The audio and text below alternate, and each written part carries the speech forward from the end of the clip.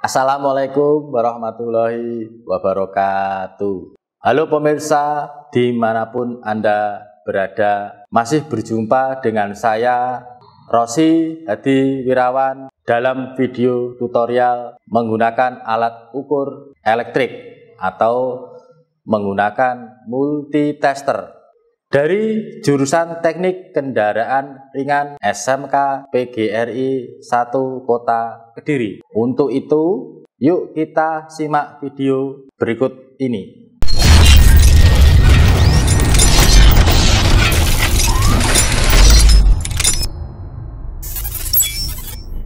Oke, pelajar dimanapun Anda berada, kita simak video tutorial kali ini mengenai alat ukur elektrik menggunakan multitester jenis analog.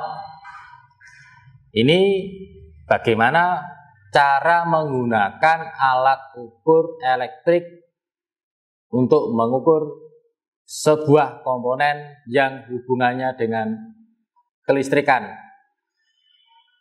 Di sini ada bagian ataupun komponen-komponen alat ukur elektrik yang mana ini alat ukur multitester yang jenisnya analog.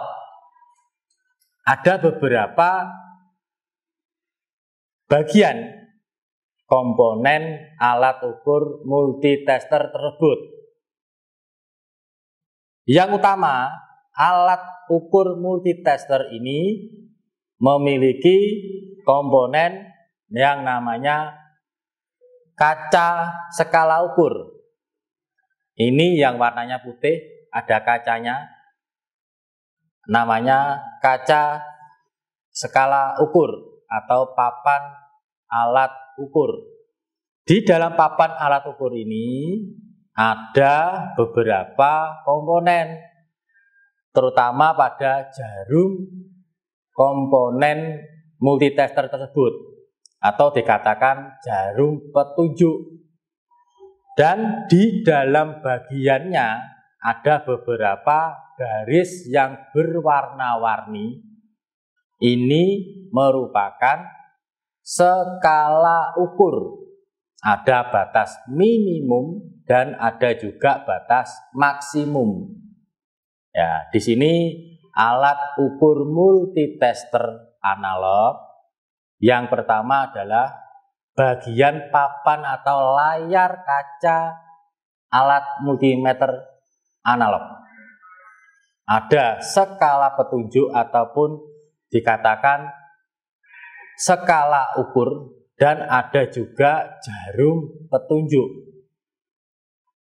Kemudian ada juga yang bagian pengatur saat mengkalibrasi pada setting angka di skala ukur.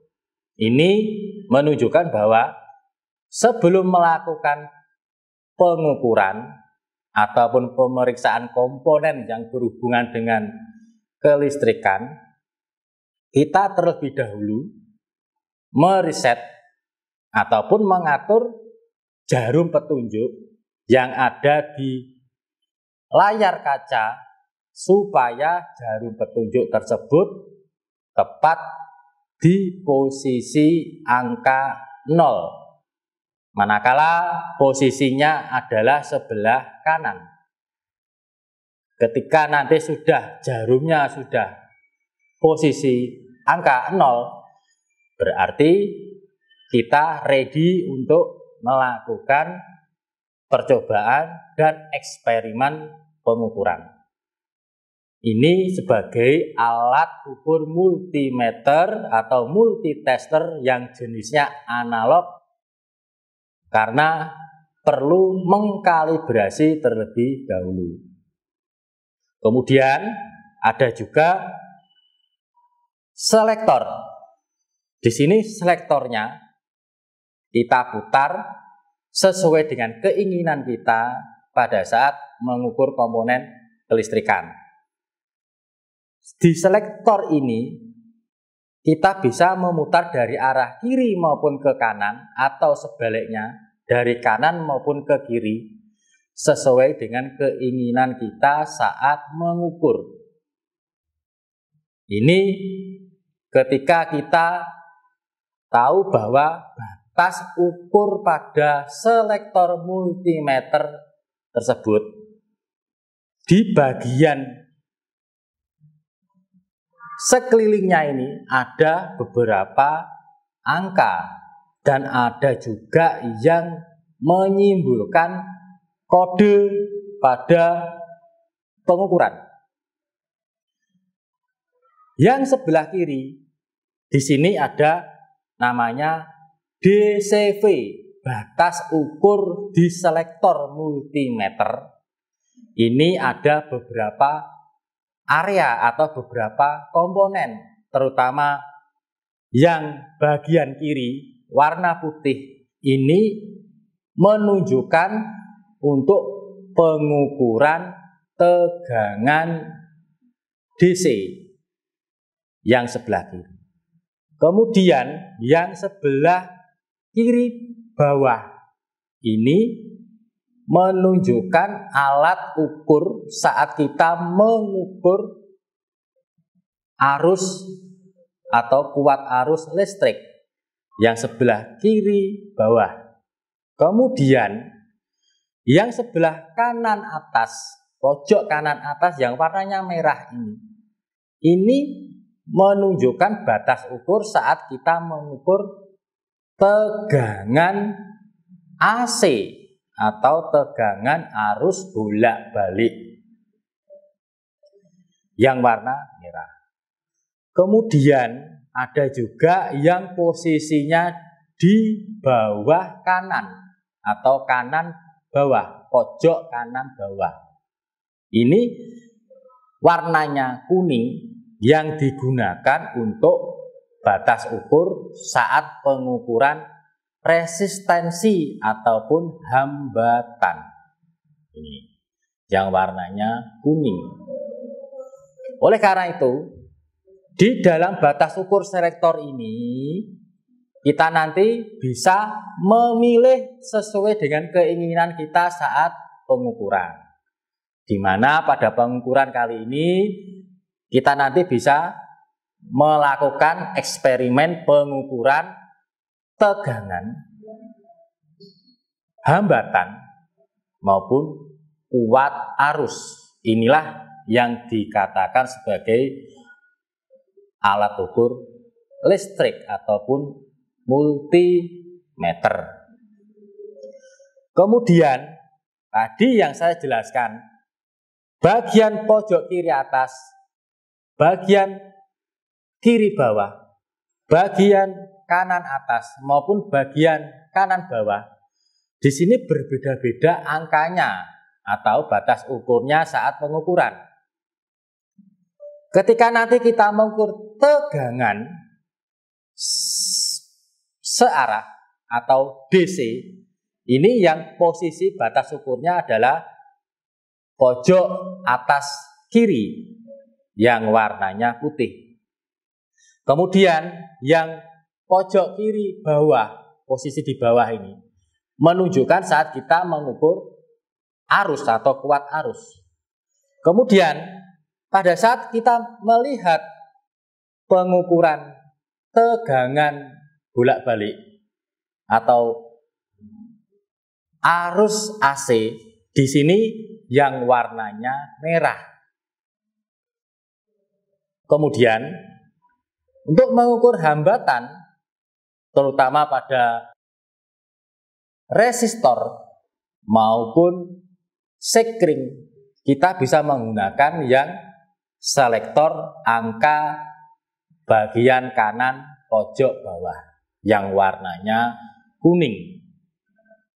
Di sini ada yang menyimpulkan hambatan atau resistansi di selektornya kali 1, ada yang selektornya kali 10, ada yang selektornya kali 100, bahkan ada selektornya yang 1K.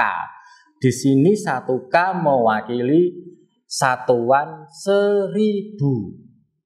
Oleh karena itu, kita nanti bisa memilih saat mengukur komponen elektronika pada alat ukur multimeter ini. Kemudian ada juga komponen-komponen yang lain. Contohnya ada terminal atau prob yang warna hitam dan warna merah. Yang warna hitam dan warna merah ini memiliki maksud tersendiri. Terminal warna hitam ini saat sirkuit massa ataupun negatif. Kemudian yang warna merah ini menunjukkan angka ataupun terminal di bagian positif. Oleh karena itu, yang warna hitam ini negatif dan yang warna merah ini adalah positif. Kemudian di sini ada juga namanya skala ukur yang posisinya di dalam layar kaca multimeter tersebut. Skala ukur di sini ada yang bagian atas sendiri, ada satuannya omega. Kemudian ada yang satuannya VA, ada juga yang satuannya DCV. Oleh karena itu, batas ukur skala ukur yang ada di layar multimeter tersebut ini bisa digunakan saat kita mengukur tegangan, hambatan, ataupun kuat arus. Jadi alat multimeter tersebut memiliki 3 fungsi. Yang pertama, saat mengukur tegangan, di mana tegangannya tegangan AC maupun DC. Kemudian ada juga untuk mengukur hambatan atau resistensi. Kemudian ada untuk mengukur kuat arus. Seberapa jauh kuat arus yang mengalir pada dasar komponen elektronika. Ketika jarum nanti di posisi bergerak dari kanan ke kiri, posisinya jarum tepat di angka 0, sebelah kanan, pojok atas kanan, angka 0, berarti ketika jarum memposisikan dan bergerak dari kanan ke kiri, ini nanti mengukur sebuah hambatan atau resistensi. Kemudian ketika nanti kita melihat jarum petunjuk yang bergerak dari kiri ke kanan, ini nanti menunjukkan bahwa saat kita mengukur tegangan maupun kuat arus yang posisi kiri menuju ke kanan. Kemudian kita nanti harus tahu sebelum mengukur sebuah komponen elektronika. Yang pertama, mengkalibrasi, memposisikan jarum petunjuk tepat di angka 0 yang sebelah atas kanan. Sehingga jarum tepat di angka 0 berarti kita siap ataupun ready untuk mengukur sebuah tegangan, hambatan maupun arus. Ini alat ukur multimeter memiliki kelebihan yang mana jenis analog seperti ini adalah hasil pengukurannya selalu dominan dengan hasil pengukuran jarum petunjuk dan angka. Di mana angka di sini adalah batas ukur yang mana di dalam layar kaca multimeter tersebut. Nah, sehingga di alat ukur multimeter ini juga punya perbedaan dengan alat ukur jenis digital. Karena di dalam alat ukur listrik,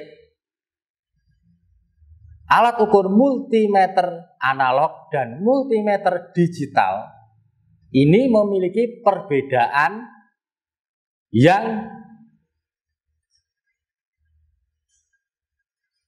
melaksanakan operasinya saat pengoperasiannya juga tidak sama. Saat itu pengoperasiannya alat ukur digital dan alat ukur analog seperti ini lebih valid atau lebih teliti karena ada batas ukurnya skala. Manakala skala ini bisa menunjukkan alat ukur untuk mengukur tegangan, untuk mengukur hambatan, maupun untuk mengukur kuat arus. Oleh karena itu, perbedaan alat ukur multimeter digital ini selalu spesifikasi karena hasil pengukurannya langsung berupa angka. Ini alat ukur yang digital. Karena untuk alat ukur analog seperti ini, hasil pengukurannya sesuai dengan jarum petunjuk yang bergerak. Itu menunjukkan bahwa skala tersebut yang sudah ditunjuk jarumnya, itulah hasil akhir dari pengukuran. Oleh karena itu, kita nanti bagaimana cara menggunakan alat ukur multimeter yang jenis analog ini, kita eksperimen dengan komponen dasar elektronika, terutama pada kelistrikan, di mana komponen yang kita ukur nanti ada komponen koil dan ada komponen baterai ataupun sumber arus.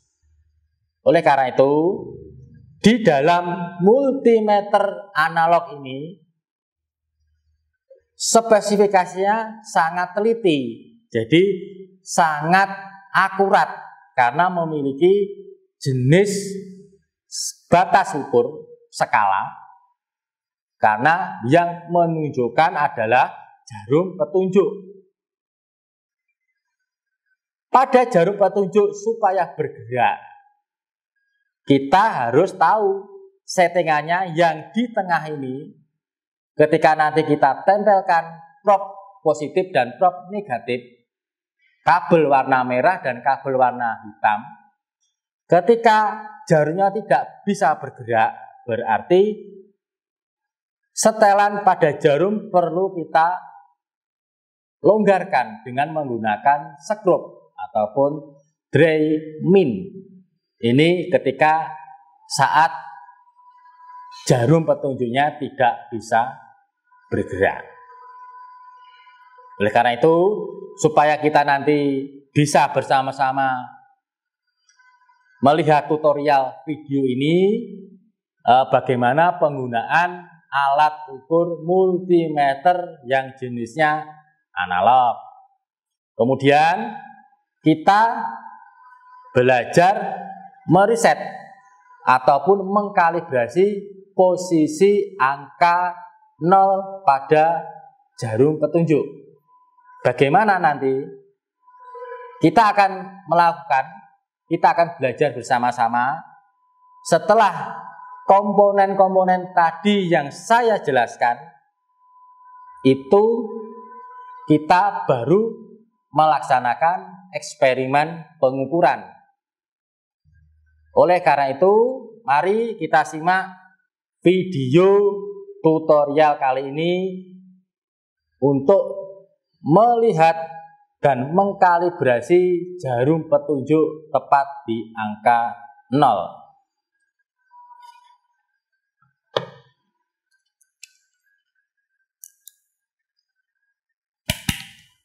Pada saat mengkalibrasi, selektornya kita arahkan atau kepalanya kita arahkan posisi di kali 1, posisi ke bawah. Yang mana di posisi ke bawah ini masuk di dalam area resistensi. Kemudian yang warna hitam dan warna merah kita tempelkan. Jarum sudah mulai bergerak. Oleh karena itu, jarum petunjuk ini masih belum tepat di angka 0. Bagaimana kita nanti bisa mengkalibrasi, memposisikan jarum petunjuk itu di angka 0? Dengan cara mengatur selektor kalibrasi supaya jarum petunjuk tepat di angka 0.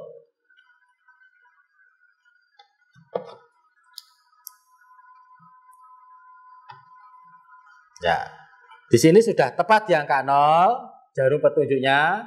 Kemudian kita lepas prop yang hitam dan yang merah.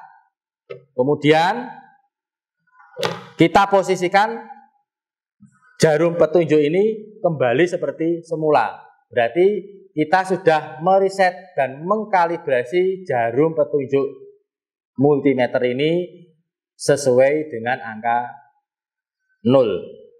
Kemudian kita bisa mengukur komponen yang mana komponen yang ada di depan saya ini adalah koil, ada yang komponen baterai. Di mana kita bisa mengukur pada tegangan baterai, kita bisa mengukur pada resistensi koil dengan menggunakan alat ukur multimeter analog.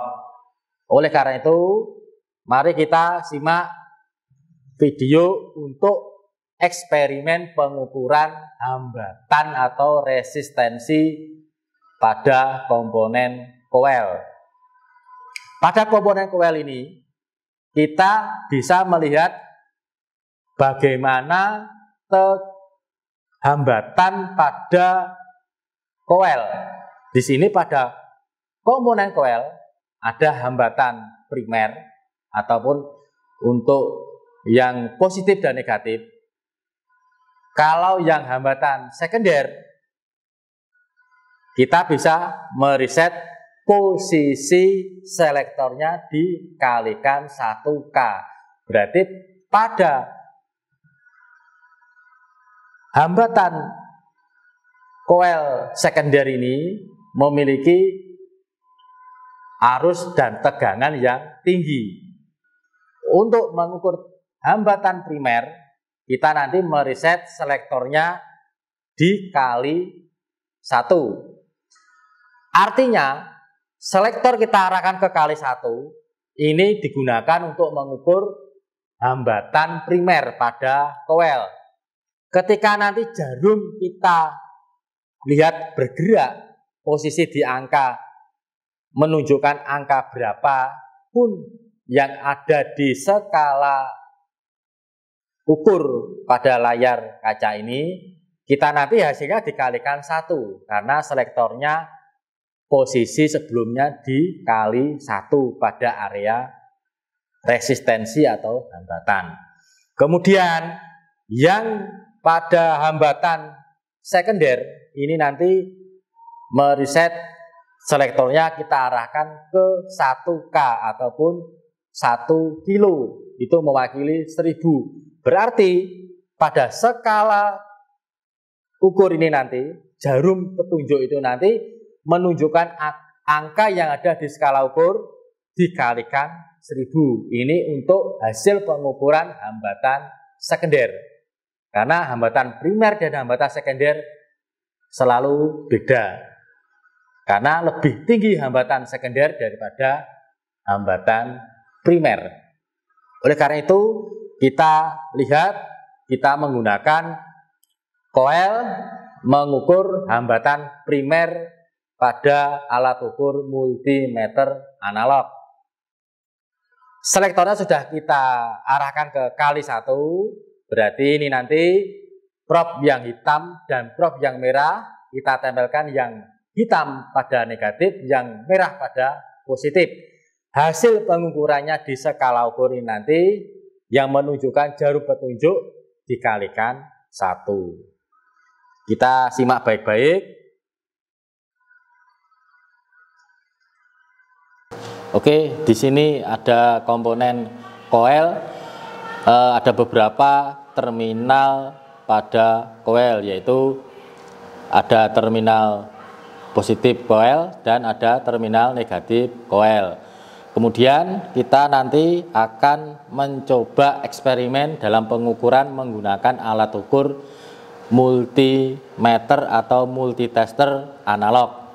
Sebelumnya kita kalibrasi terlebih dahulu, putar selektornya ke arah kali 1 pada selektor multimeter itu. Kemudian terminal pada multimeter kita tempelkan, nanti akan menunjukkan jarum apakah sudah sesuai di angka 0. Kalau belum sesuai, kita sesuaikan dengan memutar selektor pengatur kalibrasi.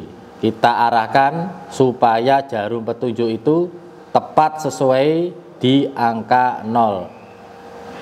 Ya, setelah itu kemudian kita nanti akan mengukur hambatan pada komponen koil. Untuk mengukur hambatan pada komponen koil, di sini terminal kabel multimeter yang warna merah kita tempelkan terminal positif pada koil, kemudian yang kabel negatif pada multimeter kita tempelkan terminal negatif pada komponen koil. Untuk itu mari kita tempelkan bersama yang positif pada kabel multimeter ke terminal koil, kemudian yang warna hitam kita tempelkan pada terminal negatif koil.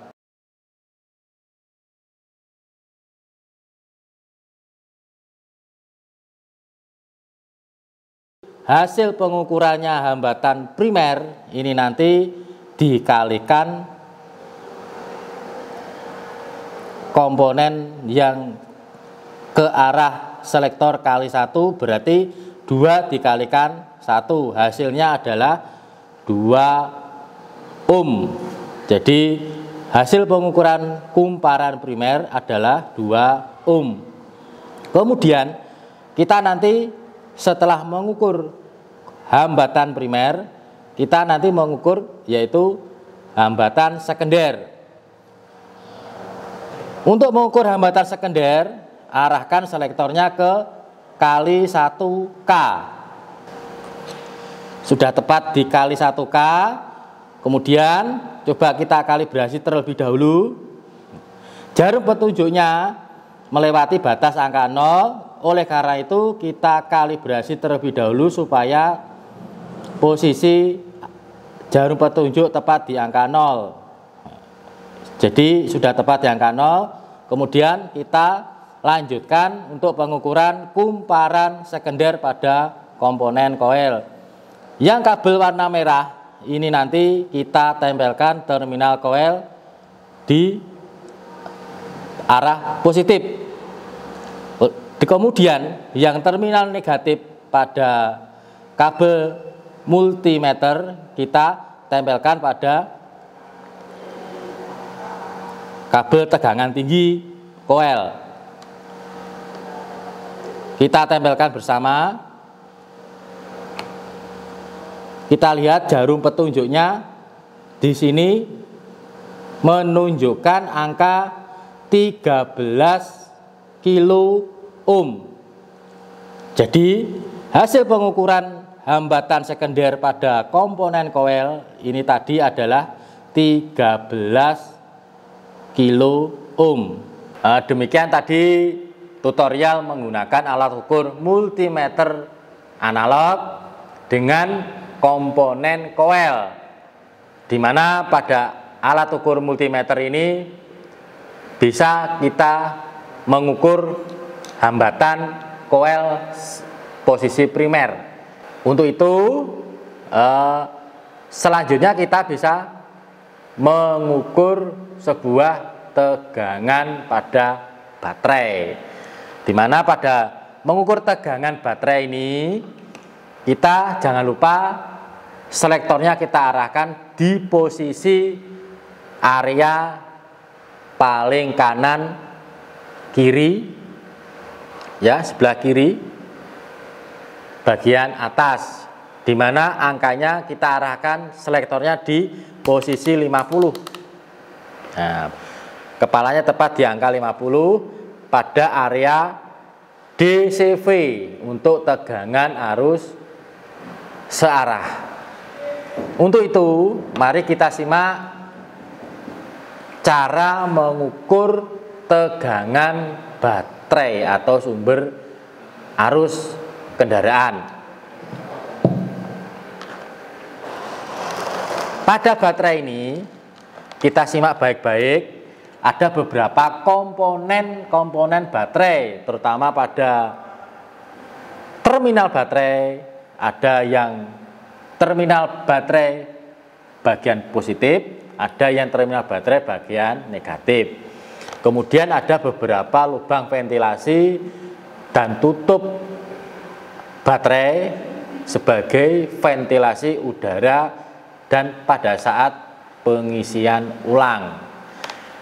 Oleh karena itu, kita sebelumnya sudah meriset terlebih dahulu alat ukur multimeter ini tepat pada posisi angka 0. Kita simak baik-baik, kita riset dulu apakah sudah tepat di angka 0. Kita kalibrasi posisinya kali 1. Jarum melebihi angka 0, jarum petunjuk melebihi angka 0. Kita kalibrasi, atur selektornya kalibrasi supaya tepat di angka 0. Oke, sekarang sudah tepat di angka 0.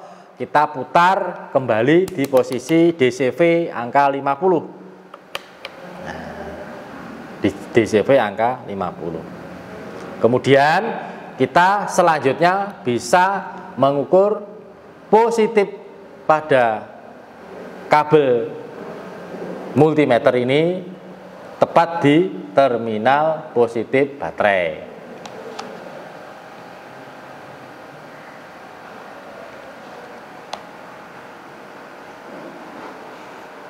Nah, jarum sudah mulai bergerak dari kiri ke kanan. Tadi yang saya sampaikan, ketika jarum petunjuk arahnya bergerak dari kiri ke kanan ini, kita menggunakan saat pengukuran tegangan, di mana tegangan di sini adalah tegangan searah.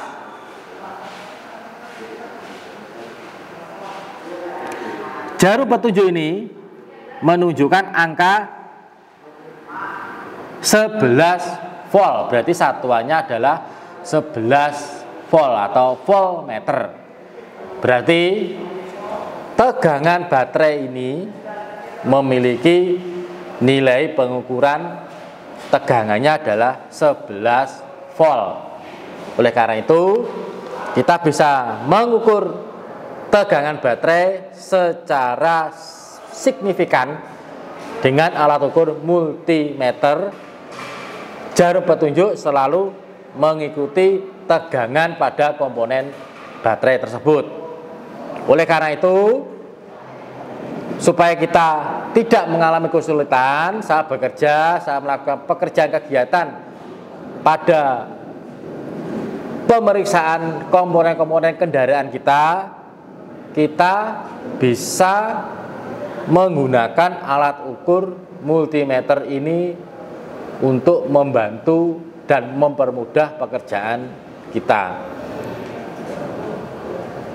Untuk itu, video yang saya sampaikan ini tadi adalah video tutorial bagaimana penggunaan alat ukur multimeter dengan pemeriksaan koil maupun pada pemeriksaan baterai. Demikian untuk video kali ini, yang mana supaya kita bisa mengembangkan skill dan keterampilan kita, terutama pada bidang teknik otomotif di semua penjuru. Mudah-mudahan bermanfaat. Untuk video kali ini mungkin ada beberapa video kali ini bisa membawa kita ke dalam jenjang kita pada era revolusi industri kali ini. Mudah-mudahan bermanfaat, dan jangan lupa kita bisa belajar dan belajar lebih semangat lagi di saat musim pandemi saat ini. Demikian dari saya. Wassalamualaikum warahmatullahi wabarakatuh.